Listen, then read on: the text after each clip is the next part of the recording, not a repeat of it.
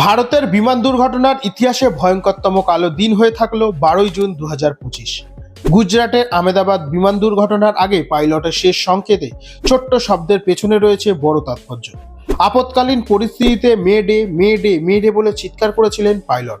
কিন্তু বলুন তো এই শব্দটির আসল অর্থ কি? প্রতিদিন হাজার হাজার বিমান বিশ্বজুড়ে উড়ে বেড়ায় এবং লক্ষ লক্ষ মানুষ সেগুলিতে ভ্রমণ করে। আধুনিক প্রযুক্তির কারণে বিমান ভ্রমণ তুলনামূলকভাবে নিরাপদ বলে মনে করা হয়। তবে কখনো কখনো এমন পরিস্থিতি তৈরি হয় যেখানে বিমানও সমস্যায় পড়ে। এই ধরনের সংকটতম পরিস্থিতি পাইলট একটি বিশেষ সংকেত দেয়। আহমেদাবাদ দুর্ঘটনার সময় সেই পাইলটও একই রকম সংকেত দিয়েছিলেন, যাকে মেডে বলা হয়।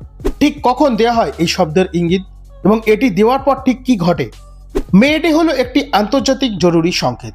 মেডে তখনই দেয়া হয় যখন কোনো বিমান গুরুতর সমস্যায় পড়ে, যেমন ইঞ্জিন বিকল হওয়া, উড়ানে আগুন লাগা, সম্ভাব্য ছিনতাই অথবা মাঝ আকাশের সংঘর্ষ।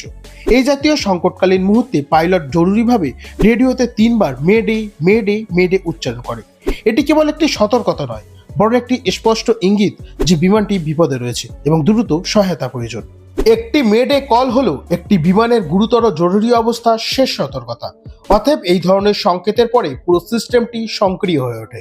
কিন্তু দুর্ভাগ্যবশত আহমেদাবাদ দুর্ঘটনায় মেডে কল রেজিস্টার করার পরেও বিমানটি বাঁচানো যায়নি, যার কারণে এক যাত্রী ছাড়া বাকি সকলেই প্রাণ হারিয়েছে এই মর্মান্তিক দুর্ঘটনায়।